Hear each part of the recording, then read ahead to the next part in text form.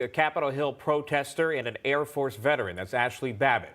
Just last month, in fact, the Department of Justice announced they will not pursue charges against the U.S.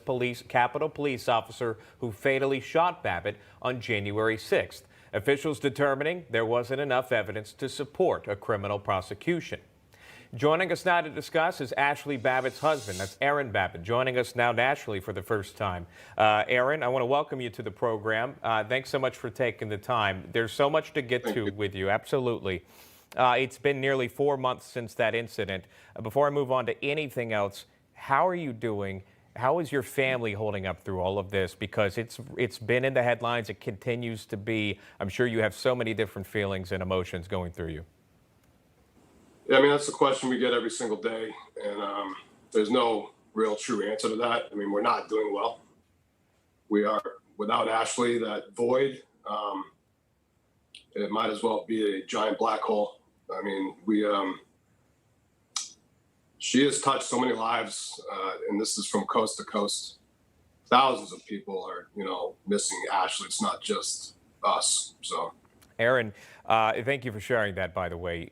A lot of folks want to hear from you and how you're doing and get an update on that, because there hasn't, quite frankly, been a lot of updates, on the story of her death. Since just recently you heard that the officer that was involved in taking your wife's life will not be charged, saying there wasn't enough evidence.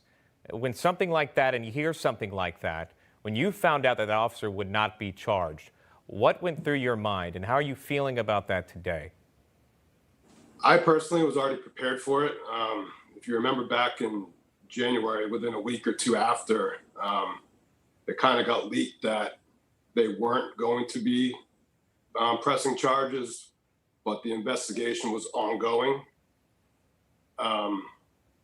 So for it to come out 3 months later, I don't know what they were doing in between then. If they had already made the decision back in January they weren't going to press charges, they should have just done it then. But just kind of coincidental that all of a sudden they decided to come out with that,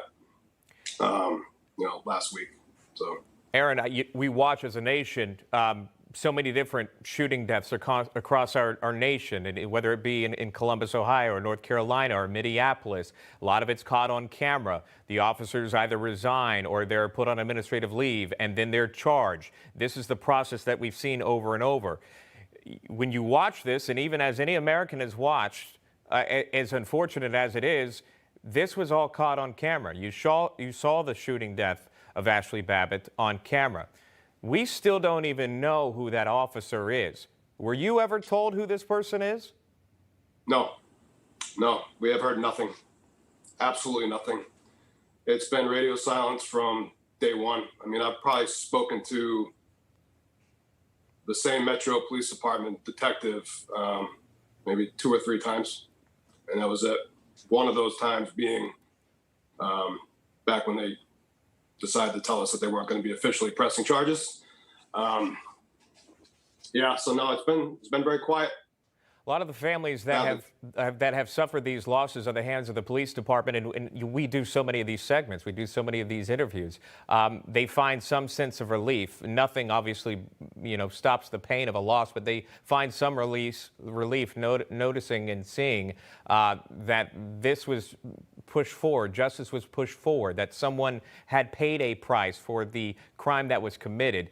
Insufficient evidence. Again, that's why this officer, again, still unnamed, insufficient evidence for them to charge this person. Without this officer being charged, is there any relief for you or your family? Why or why not?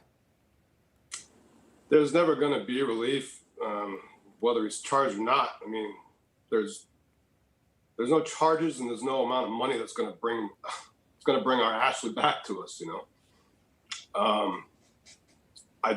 We do want justice for Ashli. There has to be justice for Ashli. And we're quickly finding out that the Capitol Police Department just operates on, with full autonomy and, basically no rules. And the sad thing, on top of that is the same people that are, pushing these bills for police reform, they have their own private security in the form of a police department. And they're protecting that officer, and they don't want anything to happen. it's just tragedy. Aaron, I want you to know, man to man, I understand the difficulty of this interview, and I can't express my condolences to you more, and to take the time to do this. I feel it's important, before we go, if you could share maybe one last memory that you have of Ashli, something positive that you can share. So many on social media, so many on television, so many outside of television feel that Ashli's name is not mentioned enough. Do you agree with that? And what was your last memory of your wife? My last memory of my wife was on the morning of the 5th, when I was leaving for work, and she was in the shower. She had to flight out to DC. Put in a couple hours after that, and I went in. I gave her a kiss. Told her I loved her, and she just looked back at me with her grin, and she said, "I'm going to go. Do you?" And I said, "No, I don't. I have a bad feeling about this one." And she's, "You're worried about me, aren't you?" And I said, "Baby, I'm always worried about you. Far from a control freak, but I just like being able to control my environment when it comes to my wife." And it was a very helpless feeling watching her die on TV. That's what happened. Aaron, they're still pushing for justice out there. There's a lot of folks that are behind you. They want to see that. I hope that you'll come back on the show and talk to us, and I appreciate your bravery for coming on and sharing this. All the best to you and your family. That is Aaron Babbitt. I would love to come back on. I would love to come back on. If I can just add real quick, there is a @4Ashli on Twitter. That is our legal team. They are amazing. They're steadfast, and they are the tip of the spear on this thing. So if we can get that out there, if people want to follow along with what's going on, it's @4Ashli, FORASHLI. I'm sure they do. Aaron Babbitt joining us live. Aaron, thank you for your time. I'll see you again.